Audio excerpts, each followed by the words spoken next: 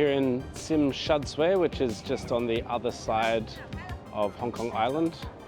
Hong Kong Island is just over there.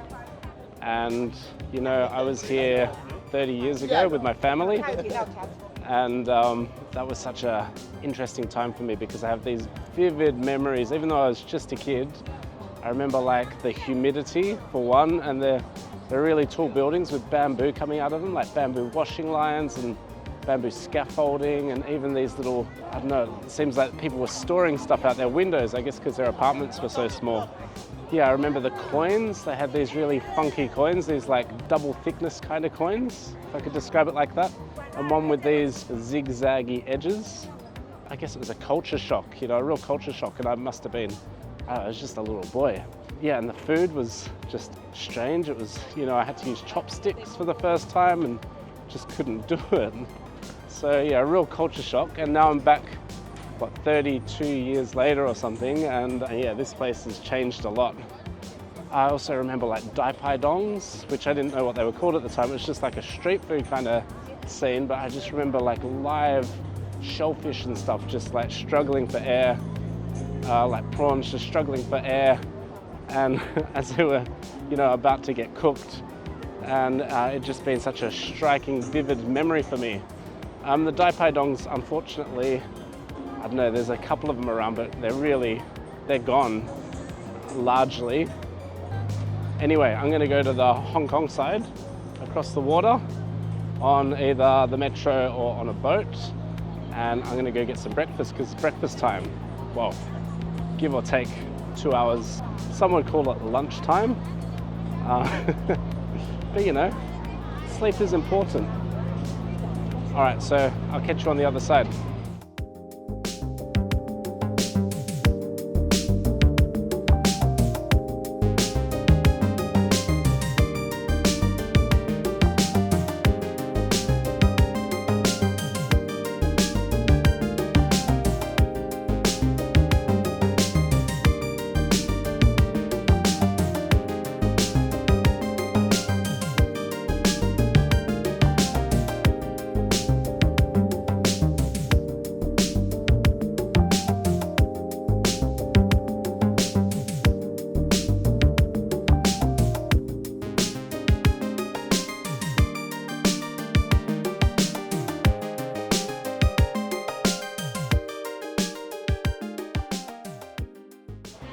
We're here at this Hong Kong breakfast cafe, and it's a kind of British fusion, I guess, British Chinese food.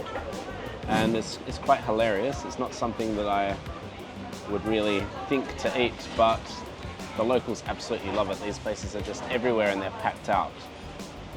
And so we've got pineapple bun, we've got scrambled egg with bread with sultanas, and we've got like an instant noodles with a satay beef and a really thin kind of soup. All right, so I'm gonna start with instant noodles.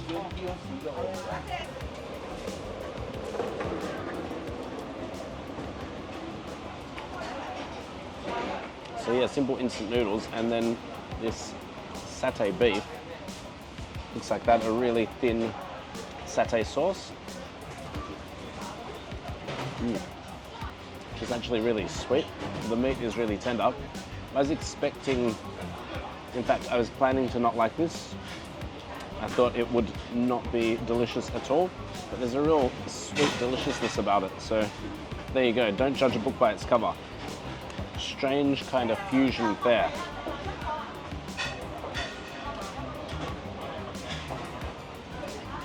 And this soup, a thin, light broth soup, and satay sauce going through it. Kind of bizarre, but easy to eat, like comforting. I can get around it for breakfast, anyway. Now that comes with a set with this scrambled eggs, which is nice and fluffy. So with the bun, like I said, it has the sultana in there, and you can see it's a really white, soft, fluffy bun. So we'll try some of this scrambled egg in there, just like that.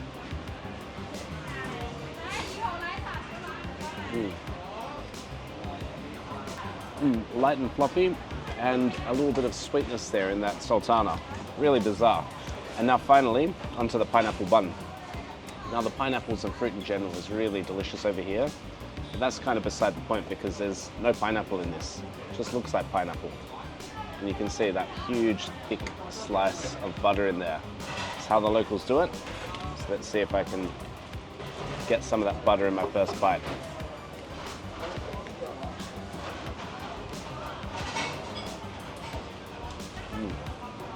Bread or cake?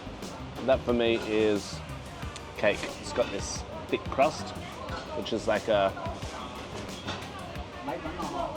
sweet biscuit. Soft bread all the way through, and then that big slice of butter.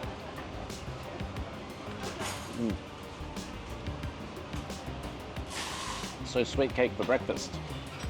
And then finally, this is a mix of tea, coffee, and evaporated milk. So the story goes, from my very, very limited research, that the Hong Kongers used to drink the leftover tea from the British because they couldn't afford the tea. This is way back in the day, of course. And so their tea was very bitter and very strong. So they'd add the evaporated milk to kind of balance that. And it kind of, you know, like all good peasant food, it's stuck around. Yep, and that has a strong tea flavour. You can taste the coffee as well, and it's lovely and sweet. I remember being a kid and my dad used to add evaporated milk into his coffees on a Saturday morning, and I think he picked that up while being in Spain on holiday. So it's something I am used to, and there's something quite Moorish and delicious about it. So what do you think? A strange kind of fusion. This for me, I would not describe this as Asian food. The satay is, I mean, it's almost satay. It's got a kind of satay flavor, but yeah, it's very Western, it's British, it's a little bit Asian, it's instant noodles. Bizarre, right? And that's it, breakfast done. Will I see you at lunch? Who knows?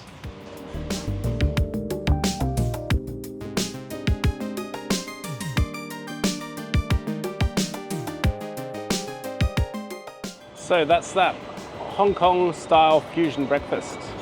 And if I think about it, well, the Vietnamese, they got the French, and they got banh mi and pho. The Goans, they got the Portuguese and vindaloo. And Hong Kong, well, they got the British.